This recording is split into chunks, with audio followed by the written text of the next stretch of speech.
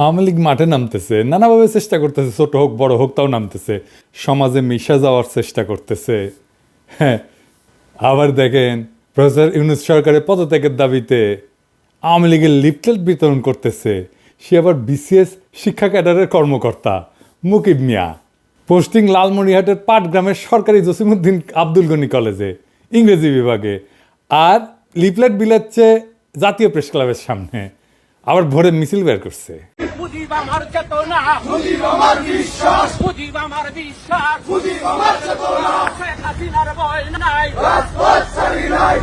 Slogan আবার দিচ্ছে ওই মুকিম, ওই ছাত্রলীগের কেন্দ্রীয় কমিটির সাবেক গণশিক্ষা বিষয়ক সম্পাদক ছিল।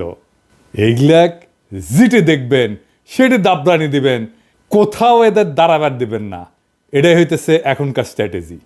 ৪ আগস্ট এই হারামজাদা শিক্ষা ভবনের সামনে মিছিলের নেতৃত্ব দিছে, খুনি হাসিনার পক্ষে প্রকাশ্যে স্লোগান দিছে, তারপরে ৬ মাস ঘুরে বেড়াচ্ছে, পোস্টিং নিয়ে বসে আছে পাটগ্রামে যে।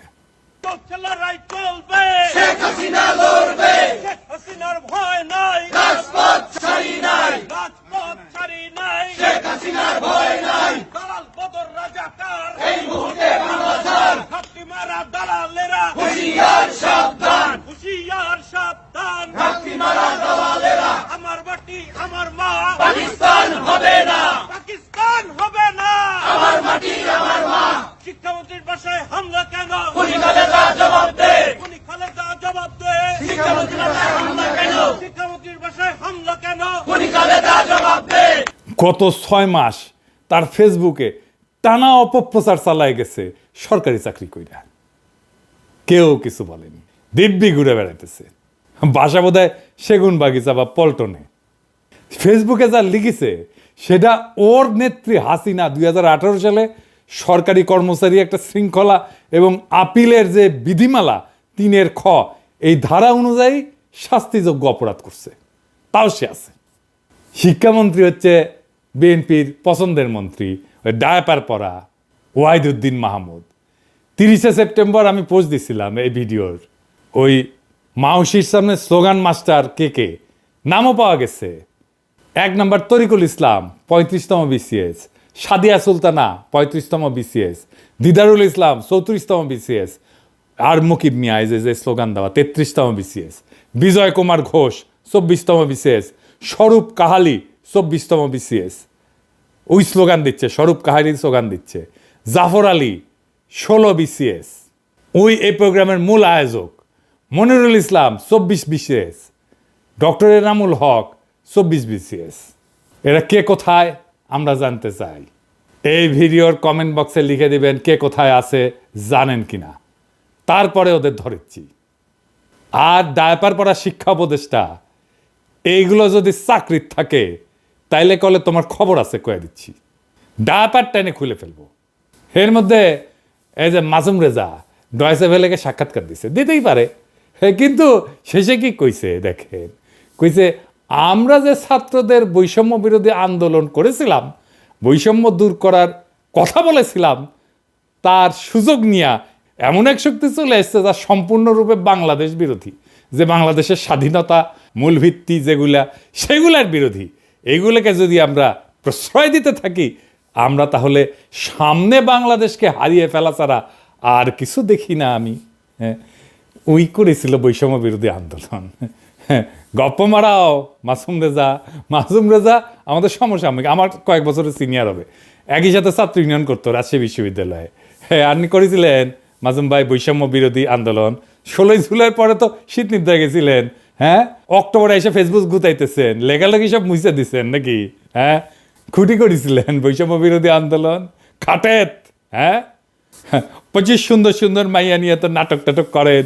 হ্যাঁ, করতেও পারেন খাটেত। হ্যাঁ, বৈষম্য বিরোধী আন্দোলন মুক্তিযুদ্ধ করেছে আপনাদের আগের প্রজন্ম খাটে, আপনিও করেছেন হয়তো। মেজর ডালিমকে নিয়ে ২ বিসিলা কইয়া পোস্টার লিছিলেন না? তো আমাকে পোলা পানি সে কয় যে মেজর ডালিমের 2টা বিসি পাঠিয়ে দিই, মাসুমের 2টা বিসি ছিঁড়ে নিয়ে। হ্যাঁ, বুঝছা চাইছিল কলে পোলা পাইন, আমি ঠেকাইছি। হ্যাঁ, পাঙ্খা গছেছে মাসুম ভাই। হ্যাঁ, নতুন বাংলাদেশে নতুন বয়ানের সংস্কৃতি চর্চা হবে। পুরো হাসিনার আমলে আওয়ামী ফ্যাসিবাদের বয়ান উৎপাদন করেছেন, ওই ন্যারেটিভ চলবি না। আপনাদের নতুন নাটক লিখতে হবে, নতুন সংস্কৃতি চর্চা করতে হবে। আমাদের বাংলাদেশ বিরোধী বলবেন না, ভুলেও না, কখনো না, কেউ যেন না বলে। এই আমাদের বাংলাদেশ বিরোধী বলবেন, বিসি টাইনা ছিঁড়ে ফেলবো একেবারে। আপনার সাথে ব্যক্তিগত পরিচয়ের সূত্র ধরে বলতে চাই, অ্যান্টিফ্যাসিস্ট শক্তির সাথে আপনাদের অ্যালাইন্ড হইতে হবে। আমার বাবা নাটকের লোক ছিলেন, আমি চাই আপনাদের সাথে কথা বলতে আপনাদের কনসার্ন শুনবো, আর আমাদের এক্সপেকটেশন শুনবেন। আমরা এনশিওর করব নিরাপদ সংস্কৃতি চর্চার। আপনি আওয়ামী বয়ান উৎপাদন করবেন, আবার এসা ওটা পারবেন না, করতে দেওয়া হবে না। আওয়ামী বয়ান আমরা ধ্বংস করিয়া দেব, দেবই দেব। আমরা পারি কিনা সেটা তো দেখিছেন। আর ভাইবেন না যে এডি বসে খালি আওয়াজ দিই, তাই না? এডি আওয়াজ দিব, ঘটনা ঘটবে বাংলাদেশে। দেখেন চিটাগাঙে স্যাম্পল দেখেছি। একটু আগে আমি যখন ঘুমানোর আগে আমি বাসায় দেখছি পিনাকি ভাই লিখছে যে নেভি কনভেনশনের নজিবুল হোসেন মাইজভান্ডারি এবং এমপি সনি এই দুজন এখানে অবস্থান করতেছে, রাতের খাবারের দাওয়াতে আসছে ওরা। এটা শোনার পরে আমরা এদিকে আসছি, আমি আর আমার ছোট ভাই আইমান, আমরা দুজন এখানে আসছি। আসার পর দেখতেছি আমাদেরকে নৌবাহিনী অসহযোগিতা করছে। প্রয়োজনে শক্তি প্রয়োগ করতে হলে করব, শক্তি প্রয়োগ করতে হবে, কারণ প্রতি বিপ্লবী কর্মকাণ্ড এখনো চলমান। তাই আমাদের লড়াই এখনো শেষ হয় নাই। অনেক অমীমাংসিত ইস্যু আছে, সেগুলো সেটেল না হওয়া পর্যন্ত ক্ষমতার সাথে পাল্টা ক্ষমতার লড়াই হবে। ওপেন প্রস্তাব হয় নেগোশিয়েট করেন, অথবা হেড অন কলিশন করেন, চয়েস আপনাদের। বটম লাইন, আওয়ামী লীগ আওয়ামী বয়ান আমরা রাখবো না। কেউ আমাদের এই মিশন ঠেকাতে পারবেন না। কথা বলেন আমাদের সাথে, নিশ্চিত করব আপনার নিরাপদে সংস্কৃতি চর্চা করবেন। আর যদি ঘাড়তারামি করেন, আর্মি দিয়েও কিছু করতে পারবেন না, কেউ ঠেকাইতে পারবেন না আপনাদের। এবার আসেন এই আওয়ামী লীগ নিয়ে আমরা কি করব সেটা নিয়ে একটু আলাপ করি। আওয়ামী লীগ নিয়ে বহুত মানুষ বহুত পেরেশানিতে আছে। ওরে কি নিষিদ্ধ করা ঠিক হবি? আমরা কেমনে তাহলে তাকে নিষিদ্ধ করব? এত বড় একটা রাজনৈতিক দল, আসেন এটা নিয়ে আলাপ করি। আওয়ামী লীগ কেন নিষিদ্ধ করা দরকার, এটা নিয়ে নালা আর আলাপ আছে। আওয়ামী লীগের ব্যাপারে আমাদের অনেকের নালিশ আপনারা শুনিছেন যে জুলাই বিপ্লবীরা লীগরে ব্যান করতে চায় এবং বিএনপির কারণে করতে পারতেছে না। এই সরকারের পজিশন কি ব্যাপারে? তারা কখনো বলটা পলিটিক্যাল পার্টিগুলোর দিকে দেয়, কখনো ইলেকশন কমিশনের দিকে দেয়, ইলেকশন কমিশন আবার সরকারের দিকে দেয়। এই বল চালাচালি চলিচ্ছে আর কি। ওইদিকে দু একজন অ্যাডভাইজার আবার কইছে যে আওয়ামী লীগ একটা বিশাল ঐতিহ্যবাহী দল, এইটার তো অনেক কর্মী আছে। বিএনপিও আবার কয় এটার তো অনেক কর্মী, এদের কেমনে আমরা নিষিদ্ধ করব, আদর্শকে কেমনে নিষিদ্ধ করা যায়। আবার কেউ এসে কয় আওয়ামী লীগ এটা গোপন সংগঠন হয়ে যাবে। আবার আওয়ামী লীগের লেসপেন্সার, ওই যে দিল্লি স্টার আর মতি আলো, এদের সাথে সরকারের এক অংশের আবার লতকালুতকি হয়। আওয়ামী লীগের প্রভু ভারতের সাথে আবার সরকার বিএনপির উথলা ওটা প্রেম আছে, দেখিচ্ছেন না রিপাবলিক ডেতে যে একেবারে ঢসটাঢসি ঢলাঢলি দেখে বাঁচি না। আওয়ামী লীগ জামাতের নিষিদ্ধ করবো, জামাতের নিষিদ্ধ করবো কইতো না, এটা নিয়ে আলাপ দিত। জামাতের ব্যাপারে তার কমপ্লেনটা কি সেটা কইছে, কয় নাই। আজকেও এইভাবে হাসিনা যেভাবে জামাত নিয়ে আলাপ করতো, সেইভাবে আওয়ামী লীগ নিয়ে আমরা আলাপ করতেছি, কোনো ডকুমেন্টেশন নাই। পলিটিক্যাল পার্টি হিসেবে ইনভেস্টিগেশন, আমল নামা বানানো এবং সেই মোতাবেক বিচার করার দিকে হাসিনা যেমন জামাতের নিয়ে করে নাই, এখন হাসিনার ব্যাপারেও কেউ করছে না, না সরকার, না বিপ্লবীরা, না রাজনৈতিক দলেরা। অনেকে কয় হাওয়ার উপরে আওয়ামী লীগকে ব্যান করা হবে। এটা সত্য যে হাওয়ার উপরে একটা দলরে ব্যান করা যায় না। তো হাওয়ার উপরে ব্যান করা আর ওয়ারেন্ট ছাড়া গ্রেপ্তার করা আর আদালতে না পাঠায় হাজারাতে আটকায় রাখা একই জিনিস। লিগ্যাল প্রসেসে আওয়ামী লীগকে নিষিদ্ধ করা যায়, কিন্তু সেই লিগ্যাল প্রসেসে নিষিদ্ধ করার পথে কেউ হাঁটিচ্ছে না। তো তাই বলে কি আমরা আওয়ামী লীগকে নিষিদ্ধ করব না?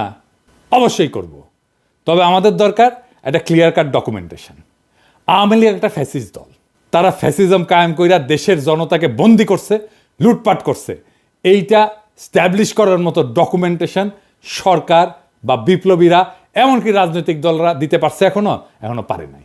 এই ব্যাপারে মন দিতে হবে আমাদের। বিচার বা ব্যান তো পরের মামলা, আপনাদের হাতে তো রাষ্ট্র, এই কাজ তো আপনাদের করতে হবে। আমাদের তো পেট চালানোর জন্য কামলা দিতে হয়। আমার তো বাবার জমিদার ছিল না যে কাজ না করে থাকতে পারবো। ফুল টাইম কাজ করলে দেশে থাকলে করে দিতে পারতাম, দেশে তো আর নিবেন না। আমরা নিশানা দিতে পারি, কোনো গ্রুপ কাজ করলে সাহায্য করতে পারি। এই ডকুমেন্টেশন করলে দেখবেন এবং এই আলাপের শেষে দেখবেন ফ্যাসিবাদও, এমনকি হিটলারের ফ্যাসিবাদ, মুসলিনের ফ্যাসিবাদও হাসিনার শাসনের চাইতে ভালো ছিল। সেই আলাপটাই করি, আসেন। এই ডকুমেন্টেশনে মোট 8টা পয়েন্ট থাকতে পারে। এলা প্রমাণ করা যাবে, ডকুমেন্ট রেডি করা যাবে, খুব বেশি কষ্ট করতে হবে না। আরও কিছু চাইলে যুক্ত করা যেতে পারে। এটা মোটা দাগের ডকুমেন্টেশন। কি কি? 1 নম্বর হইতেছে জয় বাংলা, একটা বর্ণবাদী রেসিস্ট একটা স্লোগান। এটা বাঙালি সুপ্রিমেস্ট স্লোগান, এটা সাম্রাজ্যবাদী স্লোগান, এটা বাংলাদেশের সকল জাতি আর ভাষার উপরে হামলার স্লোগান। এটা বাংলাদেশ রাষ্ট্রের সীমানার মধ্যে থাকা যতগুলো ভাষা আছে, যতগুলো জাতি আছে, সবার উপরে বাঙালির দখলদারিত্ব নিশ্চিত করার স্লোগান। সে দখল করে নিতে চায়, সে জয় করতে চায়। এমনকি জাতিসংঘের ইন্টারন্যাশনাল চুক্তিও এটা ভায়োলেশন।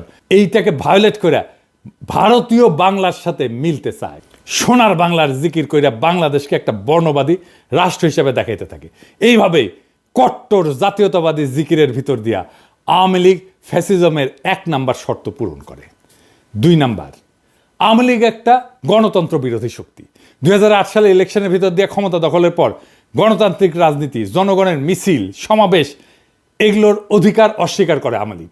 ইলেকশনের সিস্টেমকে ধ্বংস কইরা দেয়। নিজের ক্ষমতাকে নিজেই সে রিনিউ করে, সেলফ রিনিউয়ালের মতো। মানুষের ভোটের দরকার নাই, নিজেই সে একটা সিস্টেম বানায় ফেলে যেটা ভোটের মতো দেখা যায় কিন্তু আসলে ভোট না। জনগণের কনসেন্টের কোনো তোয়াক্কা না কইরা আমলা পুলিশ দিয়া ক্ষমতা দখল করে রাখে। এমনকি এটা আওয়ামী লীগের জন্য নতুন ঘটনা না। 1973 সালের ইলেকশনেও ভোট ডাকাতি করছে, অপোজিশনের ক্যান্ডিডেটকে কিডন্যাপ করছে, এই ইতিহাস আওয়ামী লীগের আছে। এবং তারপরে 1975 সালে সমস্ত পলিটিক্যাল দলকে ব্যান কইরা বাকশাল বানায় মুজিব নিজেকে বাদশাহ, আজীবনের রাজা, প্রেসিডেন্ট ঘোষণা করছিল। হাসিনা যে শেখ মুজিবের এই বাকশাল থেকে বাইর হয়ে আসছে তা না, নামটা দেয়নি বাকশাল, কিন্তু এটা করছে ডাবল বাকশাল। বাকশালের পক্ষে মিডিয়ায় কলাম লেখা হয়েছে, বই ছাপা হয়েছে। হাসিনার বুদ্ধিজীবীরা এই বই ছাপাইছে, কলাম লিখছে। নিজেদের শাসক বাছাইয়ের যে নাগরিকদের এখতিয়ার, সেটা ডাকাতি কইরা আওয়ামী লীগ ডেমোক্রেটিক কমিটমেন্টকে অস্বীকার করছে। এবং জাতিসংঘের যে মানবাধিকার কনভেনশন, যেটার একটা অন্যতম প্রধান বৈশিষ্ট্য হচ্ছে ভোট দেওয়ার অধিকার, সেইটা কায়রা নিছে। ওইটা ভাঙ্গা ফ্যাসিজমের আর একটা শর্ত পূরণ করছে। 3 নাম্বার, মানুষের বিবেকের স্বাধীনতা এবং ক্ষমতার সরকার রাষ্ট্রের ব্যাপারে নাগরিকদের অমত দেওয়ার যে এখতিয়ার, সেটা রদ করে দিছে আওয়ামী লীগ। আওয়ামী লীগের ক্ষমতা এবং সরকারের বৈধতা নিয়ে প্রশ্ন করাকে রাষ্ট্রদ্রোহিতা বলছে এবং রাষ্ট্রের বিরুদ্ধে ষড়যন্ত্র হিসেবে দেখাইছে এবং দেখাইয়া নাগরিকদের জেলে ঢুকাইতো শেখ হাসিনার আওয়ামী লীগ। ফলে হাসিনার শাসনের এখতিয়ারকে প্রশ্ন করার মতো কোনো মিডিয়াকেও থাকতে দেয় নাই। সমস্ত মিডিয়াকে সরকারি প্রোপাগান্ডা মেশিন বানায় তুলছিল হাসিনা এবং নিজেদের ডেফিনেশনের উন্নয়নের মিছা কথা প্রচারে রাষ্ট্রের সকল দপ্তর এবং বেসুমার টাকা পয়সা ঢালছিল তারা। এমনকি প্রাইভেট প্রতিষ্ঠান যেমন মোবাইল কোম্পানিগুলোকে বাধ্য করছিল তাদের প্রোপাগান্ডা প্রচারে। 4 নাম্বার, হিটলারের একটা বাহিনী ছিল, গেস্টাপো বাহিনী। ওই রকম বাহিনীর মতো এজেন্সি বানায় হাসিনা জনগণকে বন্দি করছে, যখন খুশি যে কাউকে তুলে নিছে, টর্চার করছে। তার তো জেল ছিলই, যাদেরকে সে জেলে নিতে পারবে না তাদেরকে আনরেজিস্টার্ড জেলে ঢুকায় রাখছে দিনের পর দিন। হরদম গুমফুম চালাইতে থাকছে হাসিনার এজেন্সিগুলা। বিদেশে যেই সমস্ত বাংলাদেশি হাসিনার এই টর্চার, গুমখুন, বৈধতা নিয়ে প্রশ্ন করছে, তাদের দেশে থাকা আত্মীয় স্বজনদেরকে জেলে ঢুকাইছে এবং গুমের হুমকি দিয়া বিদেশে থাকা অ্যাক্টিভিস্টদের থামানোর চেষ্টা করছে হাসিনা। এমনকি দুধের শিশুকেও জেলে আটকাইয়ে রেখা তার বাপ মাকে ব্ল্যাকমেল করছে, বাচ্চাকে খাইতে না দিয়া তার বাপ মাকে বাধ্য করার মতো কাম করছে হাসিনার এই এজেন্সি। 5 নাম্বার, রাষ্ট্রের সকল দপ্তরকে দখলের মধ্যে দিয়া সরকারের প্যারাল কোনো প্রতিষ্ঠান থাকতে দেয় নাই হাসিনা। গুড গভর্নেন্স মানে তার একটা শর্ত আছে। এই গুড গভর্নেন্সের শর্ত হিসেবে সরকারকে চেক দিতে justice system, election commission, local government parallel প্রতিষ্ঠান বানায় ব্যালেন্স অফ পাওয়ারের স্ট্রাকচার দাঁড় করানো দরকার। পাবলিক সার্ভিসে নিজ দলের কর্মীদের ঢুকেছে। বায়োডাটা নিয়ে যাই কিংবা যখনই যাদের প্রশ্ন করি যে এই ব্যক্তি এরা সুযোগ্য, উনি জিজ্ঞেস করেন এরা কি ছাত্রলীগ করেছে। পুলিশকে দলের একটা আলাদা শাখা বানাইছে, আমরা বলতাম পুলিশ লীগ। পুলিশের মধ্যে আওয়ামী লীগের কর্মী ঢুকাইছে দলে দলে, 1-2 না। ইলেকশন কমিশনকে দলের এজেন্ট বানাইছে। এমনকি আদালতও হাসিনার অধীনে একটা দপ্তর হয়ে গেছে। দলের লোকজনের দেদারসের জজ বানাইছে, হাসিনার হুকুম না মানা জজদের খেদায় দিছে। এই সমস্ত ঘটনার মধ্যে দিয়ে জাস্টিস সিস্টেম এতই সরকারের অধীন হয়ে পড়ে যে পুলিশ বাহিনীর আদালত নামে আজব একটা জিনিস বানায় তারা। পুরা জাস্টিস সিস্টেমকে পুলিশের অধীন দপ্তর হিসাবে এতটাই নর্মাল করে তোলে হাসিনা যে একজন আসামিকে আদালত আর পুলিশের রিমান্ডে পাঠায় না। আপনারা দেখছেন না, পত্রিকায় লিখতেছে পুলিশ রিমান্ডে নিছে, এইভাবে নিউজ লেখা শুরু করে। রিমান্ডে তো পুলিশ নিতে পারে না, রিমান্ডে আদালত পাঠায় পুলিশের কাছে, কিন্তু মিডিয়া লেখে পুলিশ রিমান্ডে নিছে, মানে রিমান্ডে নেওয়ার অধিকার দায়িত্ব এটা নাকি পুলিশের। কি চমৎকার জাস্টিস সিস্টেম। 6 নাম্বার, ফ্যাসিজমের জন্য আদি ইতিহাসের দিকে তাকাই, তাহলে দেখব যে ফ্যাসিবাদের মূল যে তাত্ত্বিক মুসোলিনি ইটালির, তার সাথে হাসিনার আওয়ামী লীগের আরেকটা মিল আছে। মুসোলিনি ক্ষমতা ধরে রাখতে পারতেছিল না, এবং সেই জন্য হিটলারের কোলে উঠা নাজি প্রোটেকশনের ক্লায়েন্ট হয়েছিল। একই ফর্মুলায় হাসিনাও ক্ষমতা ধরে রাখতে পারতেছিল না, সে ইন্ডিয়ার কোলে উঠা ইন্ডিয়ার প্রোটেকশনে দখলে রাখছিল বাংলাদেশ। 7 নাম্বার, ফ্যাসিজমকে যদি সাকসেসফুল করতে হয় তাহলে পাবলিক এডুকেশন সিস্টেমে পুরোটা দখল করিয়া মগজ ধোলাই করিয়া দরকারি নাগরিক মন বানাইতে হয়। এই ব্যাপারে হাসিনার তো চেষ্টা তোর অন্ত ছিল না। পাঠ্য বই সিলেবাস নিয়ে সে কি করছে সেটা তো দেখছেন। নাগরিকদের মগজ ধোলাই করতে, নয়া জেনারেশনের মন বানাইতে ফ্যাসিজমের দরকার হয় আইকন, রেটরিক, ন্যারেটিভ। হাসিনার ফ্যাসিজমের আইকন হিসেবে তাই সে এবং তার বুদ্ধিজীবীরা তার বাপের ছবি মূর্তিতে সয়লাভ করে ফেলে সারা দেশ। মূর্তিতে চুমা দেওয়া, সালাম করা, প্রণাম করা, এটা শুরু হয়ে যায়। হাজার হাজার কোটি টাকা জনগণের টাকা আর জায়গা খরচ করে হাসিনা শেখ মুজিবের মূর্তি আর ছবি বসাইতে থাকে। আর রেটরিক ন্যারেটিভ হিসেবে মুক্তিযুদ্ধের চেতনা, সোনার বাংলা, রাজাকার, আলবদর, পাকিস্তানি অত্যাচার, এই সমস্ত বয়ান তৈরি করে। শেখ মুজিবের বক্তৃতা, উন্নয়নের গান বাজাইতে থাকে হরদম। হাসিনার প্রোপাগান্ডা মিডিয়া এমনই নির্লজ্জ যে পদ্মা ব্রিজের মতো একটা ব্রিজ, একটা স্ট্রাকচার, পদ্মা ব্রিজ বানানো নাকি মুক্তিযুদ্ধের সমান একটা ঘটনা, চিন্তা করেন। আর এই পুরা প্যাকেজ ঢুকানো হয় টেক্সট বুকে। বাচ্চাদের স্কুল জিন্দেগি পুরাটাই কাটাইতে বাধ্য করা হয় এই আইকনোগ্রাফি আর বয়ানের ভিতরে।